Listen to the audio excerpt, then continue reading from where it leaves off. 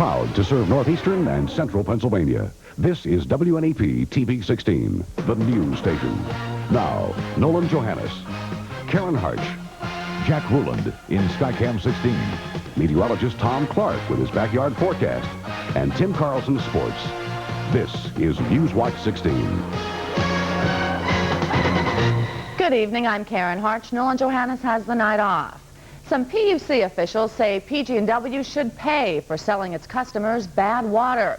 The top fine for lousy water service is $1,000 a day. As Newswatch 16's Bob Reynolds reports, the PUC is holding hearings in Scranton to find out if Pennsylvania Gas and Water Company should be hit in the pocketbook. Pennsylvania Gas and Water Company officials say their company shouldn't be hit with large fines because they're doing everything they can to improve water service. But those PG&W officials do admit that at times their water is dirty and people are complaining. For most of the time, for most of the customers, the water is aesthetically pleasing. However, there are times when that is not the case. PG&W's water problems began in 1983. 250,000 customers were forced to boil their water after Giardia cysts were discovered. Since then, the complaints have continued. 2,400 were filed from 1983 to 1986. The state says those figures are records. PG&W doesn't believe those numbers are high at all. The public awareness that was regarding water quality because of the Giardia incident, it is not I don't think it was an unusually high number. That's an opinion. Although PG&W officials are on the hot seat, some customers are still upset because they can't testify. All I am as a consumer, all I'm asking is that we have a little louder at least we can't participate. Let us at least hear what's going on, sir. Some PG&W customers believe the company should be fined for the quality of water. When is it going to improve? We hear about in the 1990s. That is utterly ridiculous. We want the improvement now, today, right now. We want to see an improvement in the product. State attorneys hope to convince an administrative law judge that PG&W put profits before its customers, and because of that, the utility should now dig deep into its own pockets and pay hefty fines. Now, PUC officials tell me that the proposed fines will have to come from PG&W stockholders. The utility cannot ask for a rate hike to pay the possible fines, which could run as high as $1 million. Karen? Thank you, Bob. In all fairness, PG&W is taking some steps to offer its customers cleaner water. You may remember last month the utility tried a new way to clean out its water mains in Dunmore. Today, Newswatch 16's Susan Jellig went back to that neighborhood to find out if it's making any difference. Last month, the Pennsylvania Gas and Water Company used a special tool to clean out water mains under Delaware Street in Dunmore. It was the company's response to complaints that the water coming out of the taps here was sometimes brown. Well, did that cleaning make a difference for residents here? Marion O'Neill thinks it has. It had always been good until fairly recently, and then it went from being not as good as it had always been. And now it's back to being real good again. A neighbor remembers how the water used to be. Well, the water had been very dirty. In fact, we had mud 2 days in a row. It was very bad. Now she says the water is cleaner. I think it's going to take a while to see. I think they're doing the best they can, but how it's going to work out, that's hard to say. A PG&W spokesman says 4 miles of water mains will be cleaned this year. If it improves service, the company will consider doing even more. Many of the people I talked to in this section of Dunmore say they still won't drink the tap water, partly out of habit and partly because they don't know how long their clean water will last. Susan Jellig, Newswatch 16, Dunmore. An emergency meeting of Scranton City Council today to find a way to enforce the new downtown parking meters. It seems there had been no law authorizing tickets for illegal parkers. That law expired 4 years ago when the meters were taken out of the downtown. The meters were removed as a way to attract shoppers downtown, but some say it did not work. The meters were put back on Monday. Now Scranton City Council has voted to give the power to the parking authority and police to issue parking tickets for those who don't put money in those meters. This was supposed to be the evening the Montoursville All-Stars would play against California in the Little League World Series in South Williamsport. But Montoursville lost in a playoff to New Hampshire over the weekend. Newswatch 16's Dan Fiorucci has been roaming the stands down there in South Williamsport, where he found out some Montoursville fans came on to cheer the boys who beat their boys, Dan. Karen, no evidence of hard feelings here. The Montoursville parents I spoke to did come out to cheer the New Hampshire team that beat their boys over the weekend. As far as parents here in the East are concerned, there is just one common enemy. You see them out there out on the field. That is the Northwood Little League of the West. The cheering started even before the game, with parents from the California team saying their boys would beat the team from the East. Absolutely! Definitely!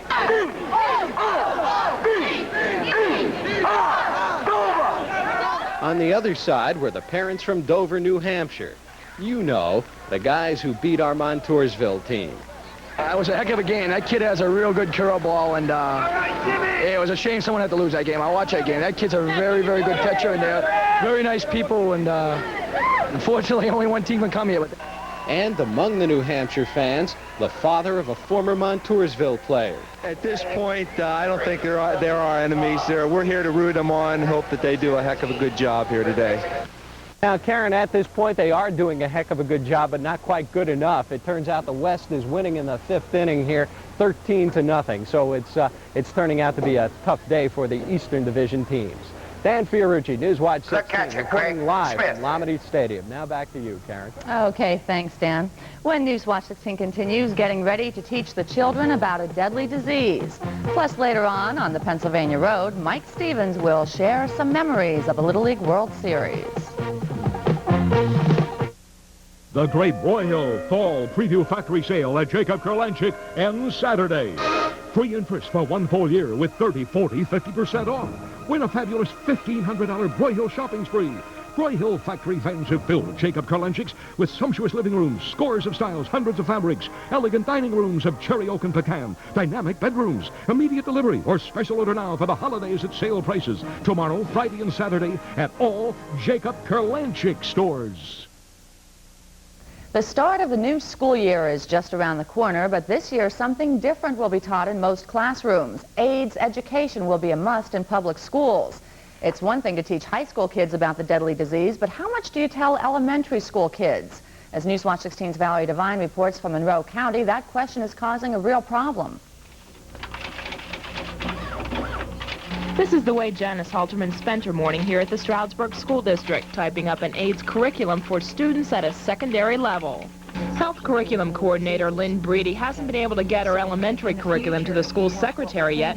She says it's not easy when the amount of information available at a junior, senior high school level is more than twice the amount that's offered at an elementary level. This has to be treated very delicately. You know, it's an issue of a very sensitive nature.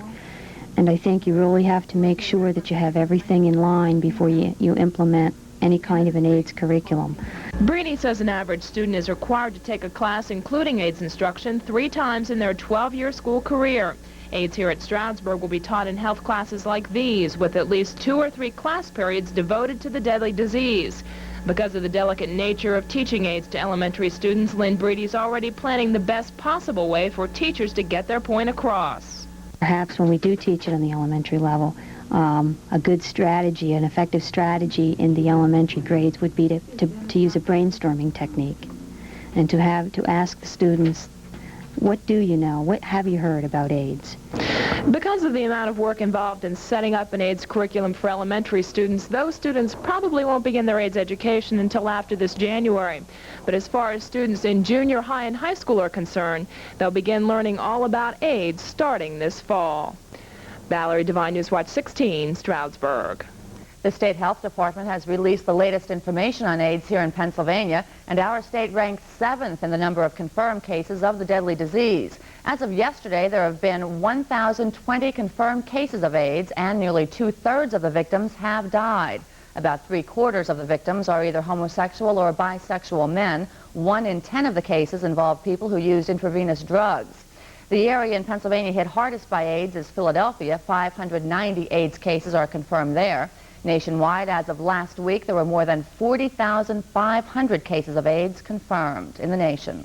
2 Scranton swimming pools will be closing earlier than expected this season. The pools at Weston Park and Capaus Avenue will close tomorrow because the lifeguards have to go back to college.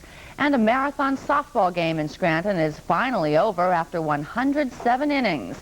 The players reached their goal of raising $2,000 for the Ronald McDonald House at Community Medical Center in Scranton. And that's Pennsylvania in a minute. Well, the Weather Watch is next with meteorologist Tom Clark, and you have that umbrella. Yeah, I think we'll be needing the umbrella, Karen, over the next day or so. And when we come back, I'll be telling you about how much rain we can expect. You're watching Newswatch 16 on WNEP TV, and we're proud to serve Hanover Township and all of Luzerne County.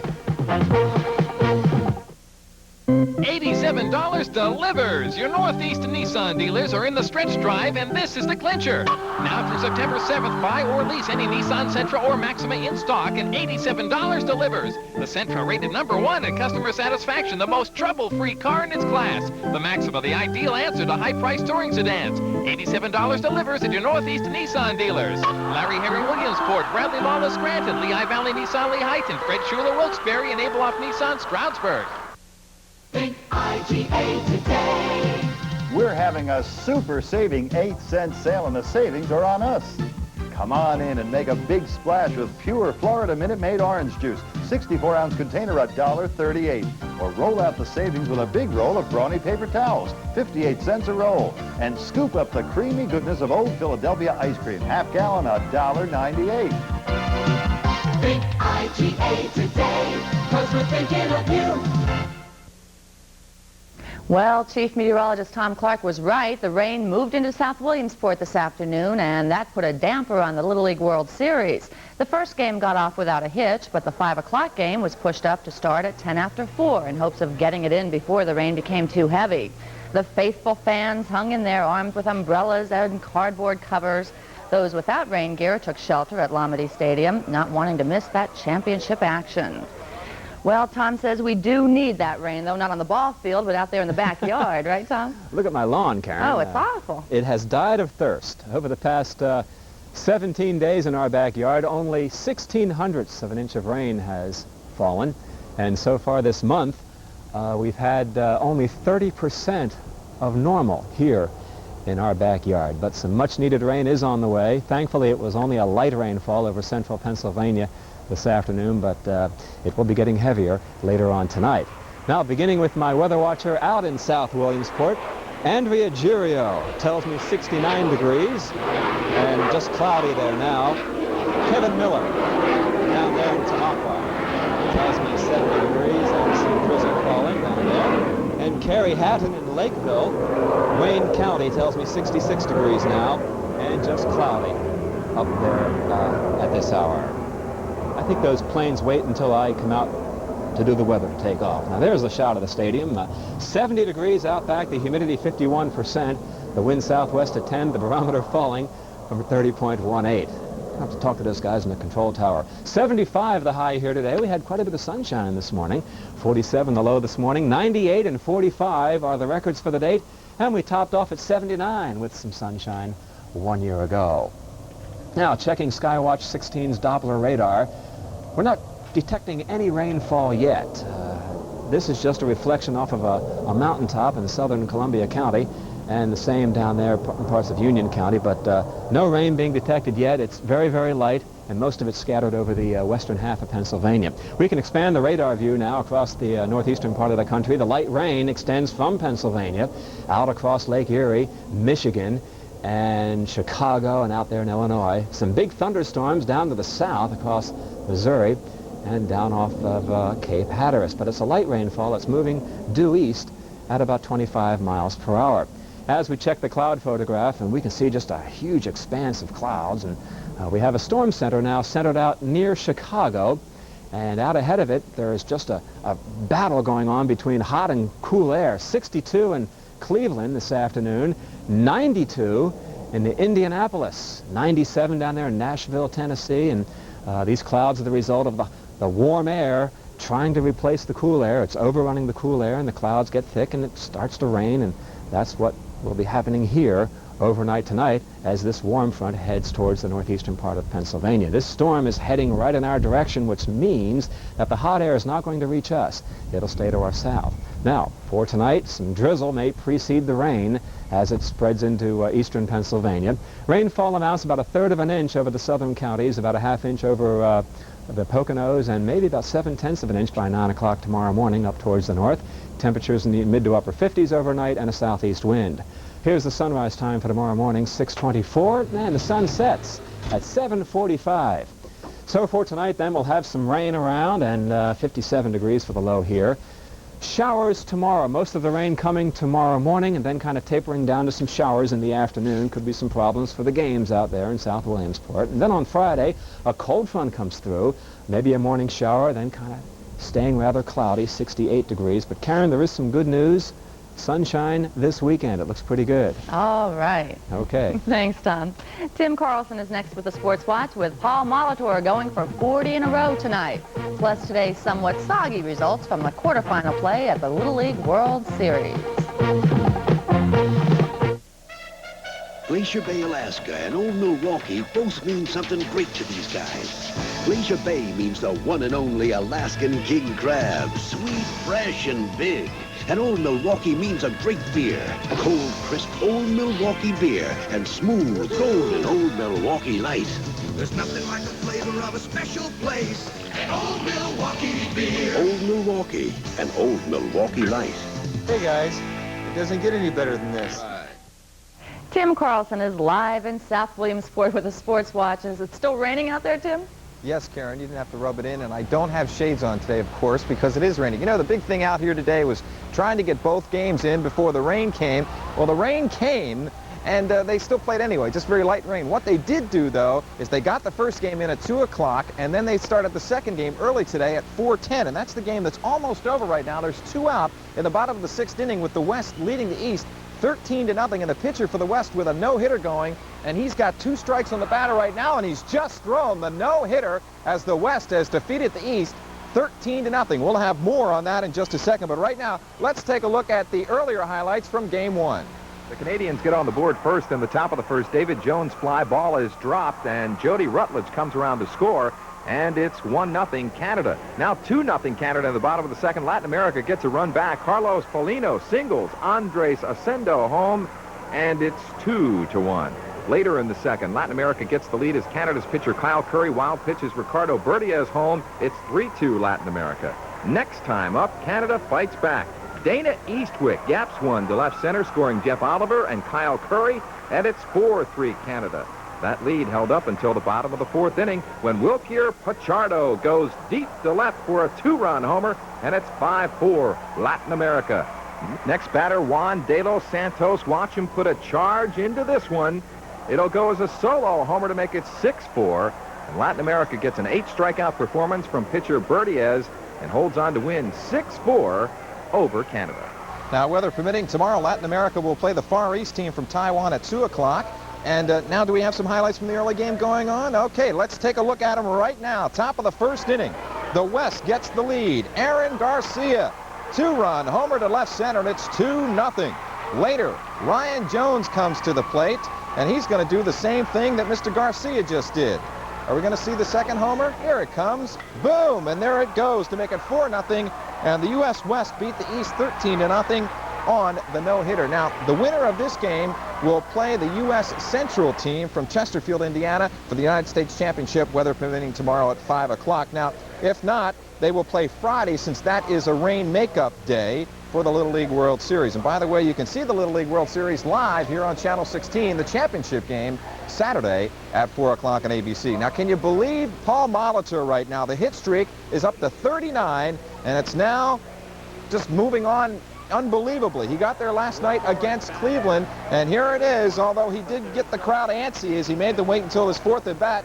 In the first 3, he lined out, he grounded out and walked. But in the 6th inning, Molitor went the other way off Indians reliever Don Gordon. Here it comes, and a base hit to right field. He extended his marvelous hit streak to 39. If he can get 40 tonight, he'll tie the immortal Ty Cobb. Now, very quickly, I just want to mention one thing. I don't know how you feel about Paul Molitor and this hit streak, but some goof said to me yesterday that he thought it was cheap because the pitching in baseball this year wasn't very good. I think the guy is crazy. I think Molitor's done a great job, and let's face it, he's facing Major League pitchers, and that's the story on that one. Very quickly, Major League Baseball scoreboard this afternoon. There's one final coming up at you. St. Louis over Houston, 5-4, Atlanta, Chicago, postponed because of rain. So, Karen, we've seen a no-hitter pitched here today by the Western team pitcher who won it 13-0. And Latin America beats Canada 6-4. We'll see you tonight. That's something. Come back and dry off, Tim. Okay.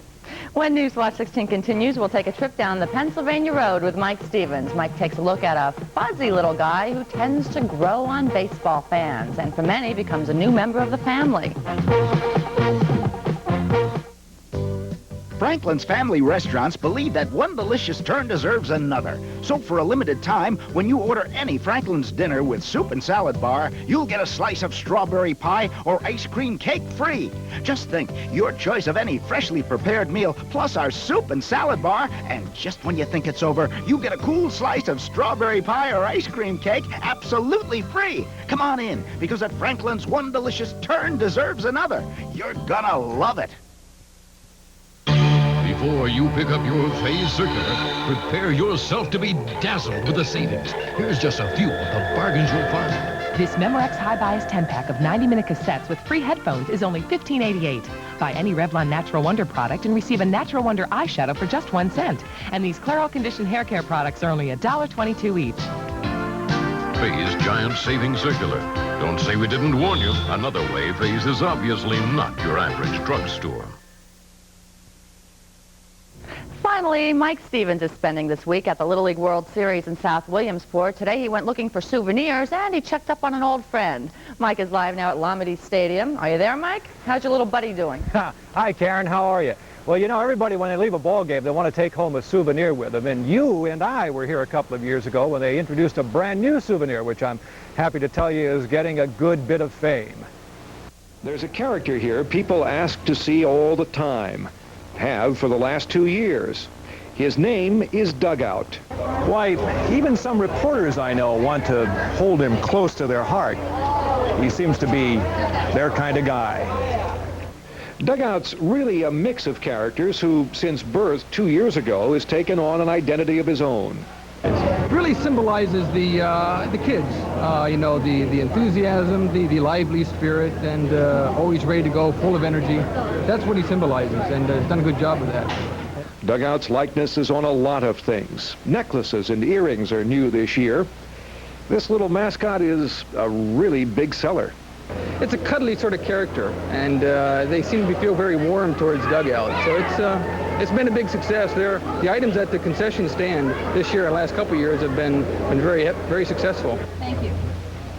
Kids up there in years buy Dugout dolls. They say they're for the grandkids, but you never really know, do you? It seems, though, that kids like Dugout most of all. Watch for a moment. You'll see how much. Oh, nice. Kids and Dugout seem to go together. When you think about it, bringing Dugout home is like bringing another kid into your house, except this kid will always be a kid. Well, probably like most mascots, he won't grow older. He'll stay young, he'll stay youthful, and he'll stay full of energy. And the rest of us will grow, but he'll still be Dugout 50 years from now. Now, that's a nice thought, isn't it?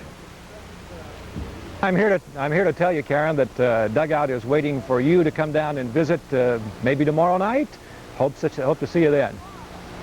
Okay, I think I'll be there. Thanks, Mike. And that's Newswatch 16 for this Wednesday. Be sure to join us tonight on The Update when we'll show you how the latest technology is helping a little girl from Luzerne County to cope with diabetes. World News Tonight is next for the team, including Nolan, who has the night off. Thanks for joining us. Enjoy your evening.